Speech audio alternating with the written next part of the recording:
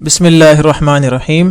پیارے بچوں، کینٹیب پبلشر کی طرف سے آپ کو خوش آمدید۔ جی تو پیارے بچوں، جو کتابیں آپ کے پاس ہر لیکچر میں ہونی چاہیے ان میں سب سے پہلے آپ کے پاس اردو کی کتاب ہونی چاہیے، اور اس کے ساتھ مشق حل کرنے کے لیے اردو کی عملی کتاب، اور کسی سوال میں مشکل پیش آنے کی صورت میں ریسورس پیک جو کہ آپ ہماری ویب سائٹ سے ڈاؤن لوڈ کر سکتے ہیں، اور آخر میں آپ کی چھٹیوں کے کام کے لیے سمر پیک بھی آپ کے پاس ہونا چاہیے۔ تو ہم آج اپنے سبق نمبر 3 یعنی نعت کا دوسرا لیکچر شروع کرتے ہیں۔ اس سے پہلے ضروری بات آپ کو بتانا کہ آپ کے پاس اردو کی کتاب اور ورک بک کا ہونا ضروری ہے تاکہ کوئی بھی چیز آپ سے مس نہ ہو۔ ہمارا آج کا سبق نمبر 3 کا لیکچر نمبر 2 وہ نعت کے بارے میں، اور آج ہم اس کی تشریح اور مشق کے بارے میں کچھ پڑھیں گے۔ تو چلیں آج ہم اپنے سبق کا آغاز کرتے ہیں۔ سبق کا آغاز کرنے سے پہلے آج کے SLOs یعنی حاصلات تعلم کے بارے میں جان لیں کہ آج ہم کون کون سے SLOs پڑھیں گے۔ تو بچوں، پہلا SLO ہے اردو میں سادہ جملے، مصرے، شعر، لطیفے، پہیلیاں اور واقعات سنا سکے، سادہ جملے سن کر ان کا مفہوم سمجھ سکے، سادہ جملے اور ان پر مبنی عبارات سمجھ کر پڑھ سکے، اور اردو میں دیے گئے احکام کو سمجھ سکے تاکہ ان پر عمل کر سکے۔ تو بچوں، سب سے پہلے یہ سمجھ لیں کہ نعت کسے کہتے ہیں۔ نعت کسے کہتے ہیں؟ تو بچوں، اس کی تعریف بہت آسان ہے کہ نعت اس نظم کو کہا جاتا ہے جس میں اللہ تعالیٰ کے پیارے رسول صلی اللہ علیہ وسلم کی تعریف و توصیف بیان کی جاتی ہے۔ اس سے پہلے دیکھیں ہم نے حمد پڑھی تھی اور اب ہم نعت پڑھ رہے ہیں۔ اور نعت کسے کہتے ہیں؟ جس میں جناب رسول اللہ صلی اللہ علیہ وآلہ وسلم کی تعریف کی جائے، اور حمد کسے کہتے ہیں؟ جس میں اللہ تعالیٰ کی تعریف کی جائے۔ تو حمد اور نعت میں یہی فرق ہے کہ حمد میں اللہ تعالیٰ کی تعریف بیان کی جاتی ہے، اور نعت میں جناب رسول اللہ صلی اللہ علیہ وسلم کی تعریف بیان کی جاتی ہے۔ تو آپ کے سامنے جو بھی شعر، جو بھی نظم ایسی آئے جس میں جناب رسول اللہ صلی اللہ علیہ وآلہ وسلم کی تعریف بیان کی جائے، تو پیارے بچوں آپ کو سمجھ آ جانا چاہیے کہ یہ نعت کے شعر ہیں۔ اب آگے چلتے ہیں۔ آپ صلی اللہ علیہ وسلم کی کون کون سی خوبیاں ہیں؟ آپ صلی اللہ علیہ وسلم کی خوبیاں کون کون سی ہیں؟ تو پیارے بچوں یاد رکھیں، جناب رسول اللہ صلی اللہ علیہ وآلہ وسلم میں بہت سی خوبیاں تھیں، اور اللہ تعالیٰ نے تمام خوبیاں جناب رسول اللہ صلی اللہ علیہ وسلم میں جمع کر دی تھی۔ تمام خوبیاں آپ صلی اللہ علیہ وسلم میں موجود تھیں۔ شاباش۔ یہاں ہم چند خوبیوں کا ذکر کرتے ہیں۔ بہادری، دیکھیں یہ پہلی خوبی ہے جو جناب رسول اللہ صلی اللہ علیہ وسلم میں موجود ہے۔ دوسرا ہے صبر کرنا، یعنی اگر اللہ کی طرف سے کوئی مصیبت آ جائے یا کوئی تکلیف آ جائے تو اس پر صبر کرنا، اور ہمیں بھی چاہیے کہ ہم صبر کریں۔ تیسری معاف کرنا، اگر کسی کی کوئی بات بری لگتی تو جناب رسول اللہ صلی اللہ علیہ وسلم ان کو معاف کر دیتے تھے۔ نمبر 4 عاجزی یعنی انکساری، آپ صلی اللہ علیہ وسلم کبھی غرور اور تکبر نہیں کرتے تھے بلکہ ہمیشہ عاجزی سے کام لیتے تھے۔ ہمیں بھی چاہیے کہ ہم کبھی تکبر اور غرور نہ کریں بلکہ ہمیشہ عاجزی سے کام لیں۔ اس کے بعد تمام جہانوں کے لیے رحمت، آپ صلی اللہ علیہ وسلم ہمیشہ تمام مخلوقات کے لیے رحمت کا باعث بنے ہیں۔ اور آخری خوبی وہ یہ ہے کہ آپ صلی اللہ علیہ وسلم آخری نبی ہیں، اور آپ کے بعد کوئی نبی نہیں آئے گا۔ تو بچوں یہ ہیں وہ چند خوبیاں جو آپ صلی اللہ علیہ وسلم میں موجود تھیں۔ اب بچوں آپ یہ بتائیں کہ آپ صلی اللہ علیہ وسلم کے نام کتنے ہیں؟ جی، ایک تو نام ہے محمد صلی اللہ علیہ وسلم، اس کے علاوہ بچوں آپ صلی اللہ علیہ وسلم کے اور بھی بہت سے نام ہیں، جیسا کہ اللہ تعالیٰ کے بہت سے نام ہیں، ایسے ہی آپ صلی اللہ علیہ وسلم کے بھی بہت سے نام موجود ہیں۔ آئیے ان میں سے کچھ نام ہم پڑھتے ہیں، آپ میرے ساتھ یہ نام مل کر پڑھیں اور یہ نام یاد کرنے کی بھی کوشش کریں۔ دیکھیں سب سے پہلا نام آپ کو نظر آ رہا ہے محمد صلی اللہ علیہ وسلم، احمد، احمد، طہ، مزمل، مدثر، مبشر یعنی خوشخبری دینے والا، نذیر یعنی اللہ کے عذاب سے ڈرانے والا، داعی الی اللہ اللہ کی طرف دعوت دینے والا، خاتم النبیین تمام نبیوں کے بعد آخری نبی، اور رحمت للعالمین تمام عالم کے لیے رحمت۔ یہ ہیں آپ صلی اللہ علیہ وسلم کے اسماء مبارک صلی اللہ علیہ وسلم۔ تو بچوں آپ نے یہ نام یاد کرنے ہیں اور اپنے والدین کو بھی یہ نام یاد کر کے سنانے ہیں۔ ہمیں کیا چاہیے کہ جب بھی آپ صلی اللہ علیہ وسلم کا نام، چاہے وہ محمد ہو صلی اللہ علیہ وسلم، احمد ہو یا کسی اور طرح، جیسے ہی آپ صلی اللہ علیہ وسلم کا نام آئے تو ہمیں کیا پڑھنا چاہیے؟ صلی اللہ علیہ وسلم، صلی اللہ علیہ وسلم۔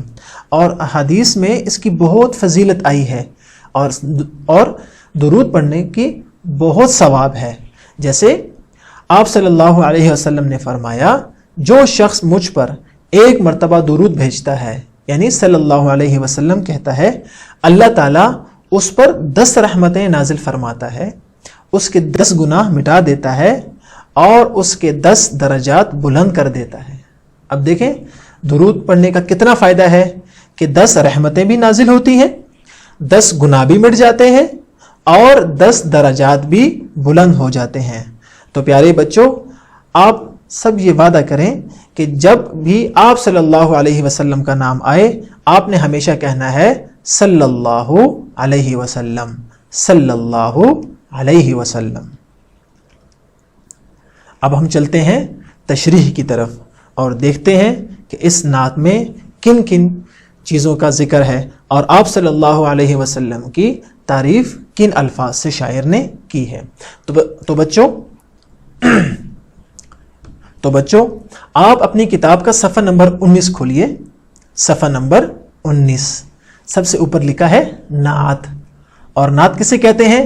ابھی ہم پڑھ چکے ہیں کہ وہ نظم جس میں جناب رسول اللہ صلی اللہ علیہ وسلم کی تعریف بیان کی جائے اسے نعت کہتے ہیں۔ جیسے ہی ہم یہ شعر پڑھیں گے آپ کے سامنے یہ بات آ جائے گی کہ اس میں صرف جناب رسول اللہ صلی اللہ علیہ وسلم کی تعریف بیان کی گئی ہے۔ تو چلے پڑھیں، آپ میرے ساتھ مل کر پڑھیں اور ہم ایک ایک شعر پڑھ کر اس کی تشریح کرتے ہیں۔ آپ میرے ساتھ مل کر پڑھیں۔ وہ حق کی باتیں بتانے والے، وہ سیدھا رستہ دکھانے والے، وہ راہبر رہنما ہمارے، نبی ہمارے، نبی ہمارے صلی اللہ علیہ وسلم۔ پھر پڑھیں، وہ حق کی باتیں بتانے والے، وہ سیدھا رستہ دکھانے والے، وہ راہبر و رہنما ہمارے، نبی ہمارے، نبی ہمارے، درود ان پر، سلام ان پر۔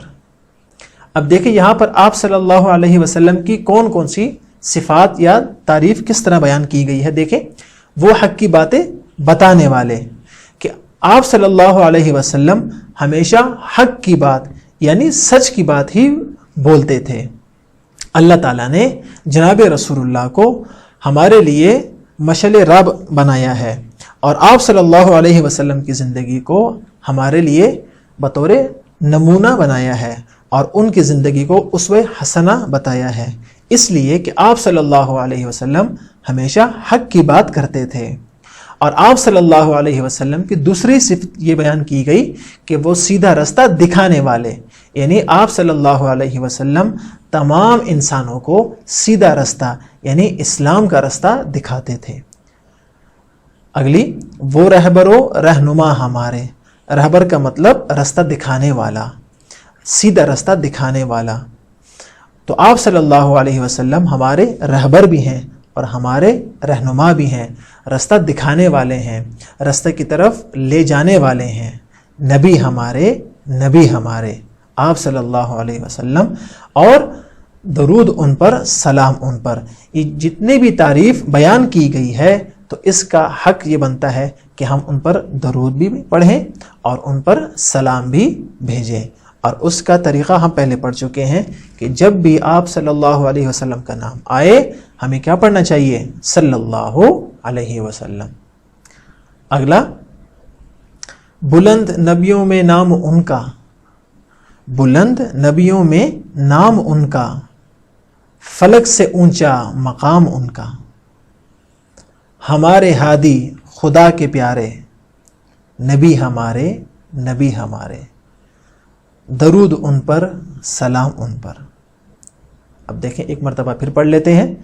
بلند نبیوں میں نام ان کا، یعنی جتنے بھی انبیاء آئے ہیں آپ صلی اللہ علیہ وسلم کا مقام تمام انبیاء سے بلند ہے، اور آپ صلی اللہ علیہ وسلم نے تمام انبیاء کو نماز بھی پڑھائی امام بن کر، اور آپ صلی اللہ علیہ وسلم آخری نبی ہیں اور آپ کے بعد کوئی نبی نہیں آئے گا۔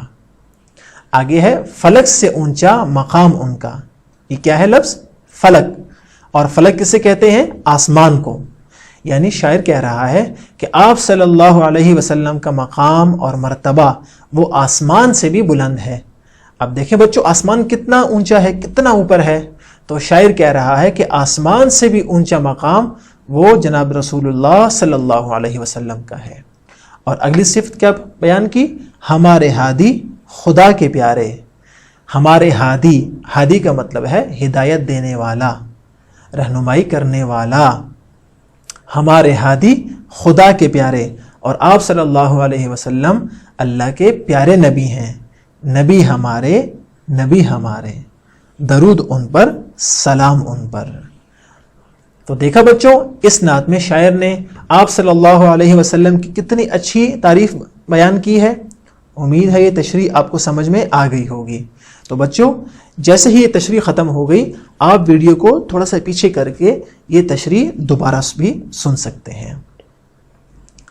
اب ہم اس نعت میں موجود کچھ الفاظ کے معنی پڑھ لیتے ہیں جو کہ آپ کی کتاب کے صفحہ نمبر 20 پر موجود ہیں۔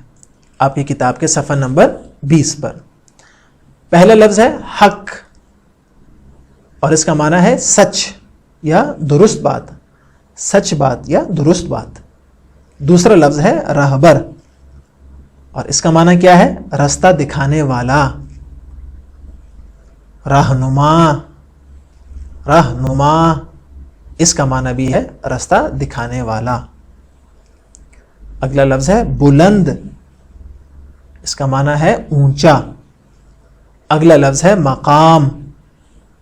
مقام، اور اس کا معنی ہے جگہ، کوئی بھی جگہ۔ اگلا لفظ ہے ہادی، جس کا معنی ہے ہدایت دینے والا۔ تو بچوں، یہ الفاظ اور ان کے معنی آپ کو سمجھ آ گئے۔ اب ہم چلتے ہیں اپنی ورک بک کی طرف۔ اب آپ اپنی ورک بک کھول لیں اور اس کے صفحہ نمبر 11 پر، صفحہ نمبر 11 پر سوال نمبر 5 کو، یعنی عددی ترتیب خوش خط لکھیں، اس کو آپ نے اپنی ورک بک پر حل کرنا ہے۔ دیکھیں لکھا وہ 5واں، 6واں، 7واں، 8واں اور 9واں۔ 5واں آپ نے یہ لفظ یہاں پر خوش خط لکھنا ہے، اسی طرح 6واں یہاں پر لکھ دینا ہے، اور یہ 7واں آپ نے یہاں پر لکھ دینا ہے، اور 8واں آپ نے یہاں ان جو لائن آپ کو نظر آ رہی ہیں یہاں پر، اور 9واں یہ آپ نے یہاں پر لکھ دینا ہے۔ اور اس میں والدین سے آپ نے مدد لینی ہے، اور یہ والدین کی ذمہ داری ہے کہ وہ یہ ہوم ورک اپنے بچوں کو ضرور کروائیں اور اپنی نگرانی میں کروائیں۔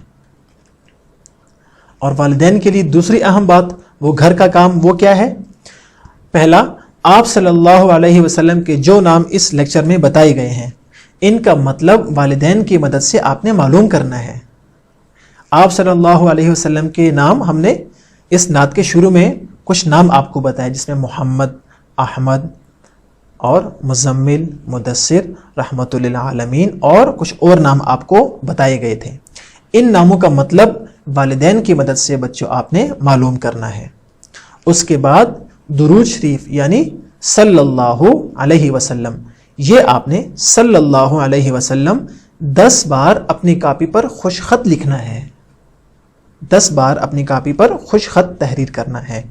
اور اگلا گھر کا کام کہ آپ نے نعت کو ایک مرتبہ پھر اپنی کتاب میں غور سے پڑھنا ہے اور نعت میں موجود آپ صلی اللہ علیہ وسلم کی کون کون سی خوبیاں بیان کی گئی ہیں یہ آپ نے اپنے والدین کو بتانا ہے۔ امید ہے کہ یہ نعت، اس کی تشریح، اس کی مشق اور ورک بک کا جو ہوم ورک آپ کو دیا گیا وہ آپ ضرور کریں گے، اور یہ نعت، اس کا مطلب اور اس کا مفہوم آپ کو سمجھ میں آ گیا ہوگا۔ انشاءاللہ اگلے لیکچر میں پھر ملاقات ہوگی۔ اس وقت کے لیے السلام علیکم ورحمۃ اللہ وبرکاتہ۔